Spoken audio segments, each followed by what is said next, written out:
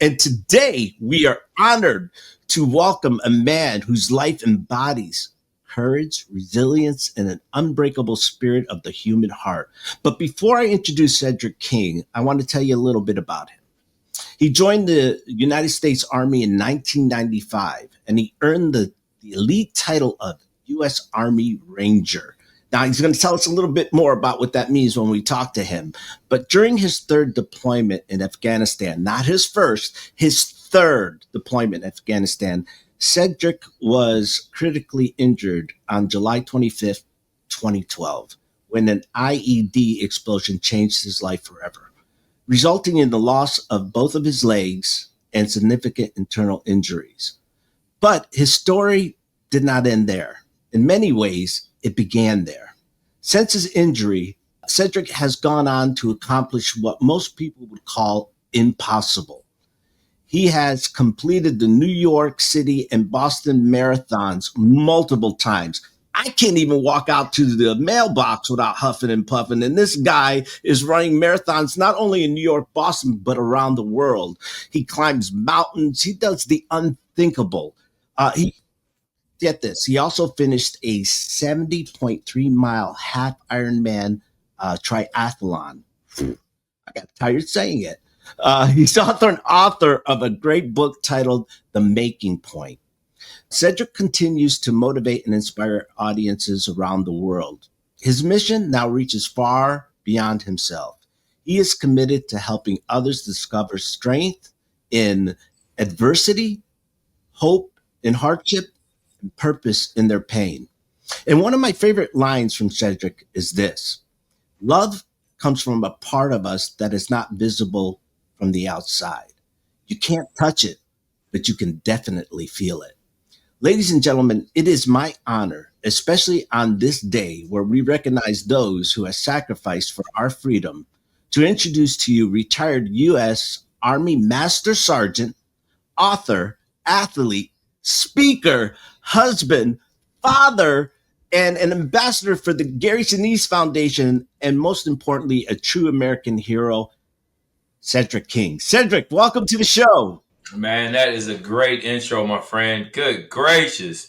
I love that intro, man. Thank you so much for having me today. Oh man, thank you for all that you did, and I know you paid a great cost for us and our freedoms, and man, we thank you. But you know what really is, every time I see you, you are just a bubble of energy, man. It's like most people just we break a nail and we shut down. You Yeah, know, yeah.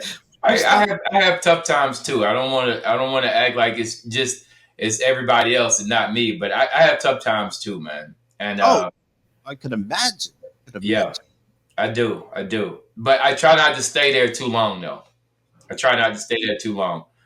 If you stay down too long, you might get stuck. So it's best to get up when you can versus trying to get up because you've stayed down so long and you can't. Yeah. Well, when did that happen for you? Because I know here you are, you step on this IED, the Yep. explosion happens, and when do you find that spirit, that faith to get up and say, you know what?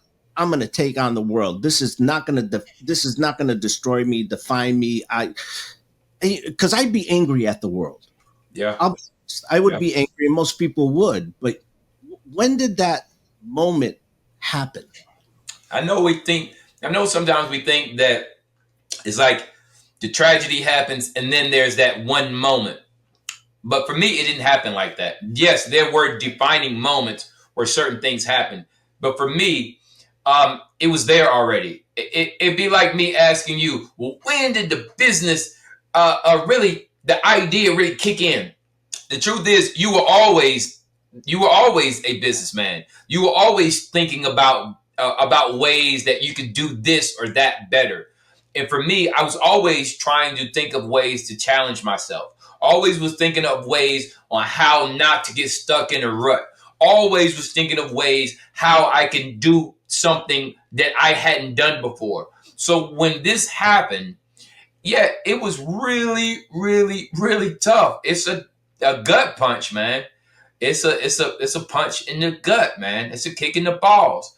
But the difference between me and maybe other people is I use that as my personal laboratory on how to get me to a better place of faith, a better place of strength, a better place to show the world that when they get a kick in the balls, it doesn't have to stop them.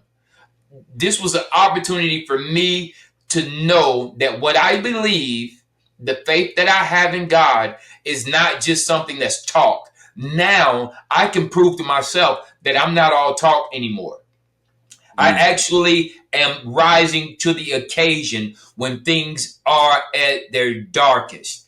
And that is something that you got to look forward to sometimes. No, you ain't looking forward to a sickness or an illness. You're not looking forward to getting bad news. But when that bad news happens, you got to know that that's your moment to dance. The song is on, bro. Your song is on. It's time to dance. And this is the moment.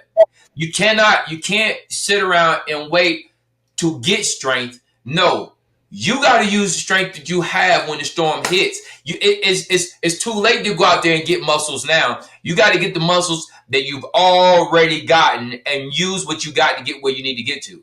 And I know it sounds cliche-ish, man. I know it does.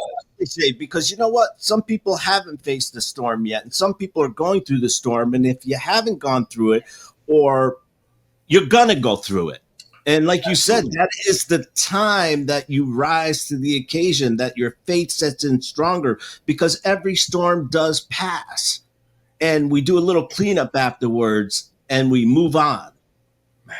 You just said something so powerful, man. Every storm passes. And look, GV, I'm going through something right now. And I'm having to be exactly what I'm telling other people to be. I got to be the faith that I'm asking everybody else, that I'm encouraging everybody else to stay in faith and to continue to believe when it's at its darkest. I'm going through something right now. And to be honest with you, man, I have to be the message now. I can't just give the message. I got to be it. And the more that you are the message, and this is for anybody that's want to be a coach or a speaker or whatever, there's going to come a time where you got to be what you're asking everybody else to do. You got to be it. And that further reinforces your message. All that you are, you won't have to say because you already are it. But you know, Now, what you are willing to do is share that message and be humble enough to say, hey, listen, I'm going through something right now, and I need that faith more than ever. And I'm with you on that, because whatever it may be, we all are going through something, especially in today's crazy world. You know, yes. and it seems like we feel like we're the only ones being punished, Yeah. but many of us are not being punished. We're being given a lesson, a strength to build upon, if you look Yeah. at it in the most positive way, I guess. You just said something else. That right there is exactly what we have to do. You cannot you cannot sit and be I know the word victim is very harsh these days, Mm. but thinking that life did this to you is one way that you can look at it. But then if you adopt that, there's no coming out of that. You could also look at it as this is the moment that's going to turn everything around. Yeah, it may be dark, but this is what's going to make me rise to the occasion. It's almost like the moment where Bezos thinks that he's going to lose the company. Howard Schultz talks about the times where he feels like everything is falling apart, but those were the moments that made them into the men that they are. It's David having the Goliath experience. It's Michael Jordan being cut from the team. It's all these moments where we see our heroes. They have that moment where they could back out and they could turn around. They weren't feeling like a victim in that moment. They may have felt sad. Michael Jordan talks about when he went home after he got cut from the team, he was crying, and his mom told him it was going to be okay and things were looking bad, but he used that as a launch pad. And bro, you gotta know, man, you gotta know that every time things get tough, that's your opportunity. It's not something happened to you. It's an opportunity. But Cedric, That's where a door opened up. You walk through that door, man. you don't understand, but you have no idea what I'm going through. That's what you hear. It's like, no, I do understand. But I here's the do. you said it perfectly. Either you're going to be a victim or a victor. What do you choose? Either you're going to choose fear or you're going to choose faith. Whether you're going to charge or you're going to sit back and just die now. You Yes. know? But you just haven't been put in the grave yet.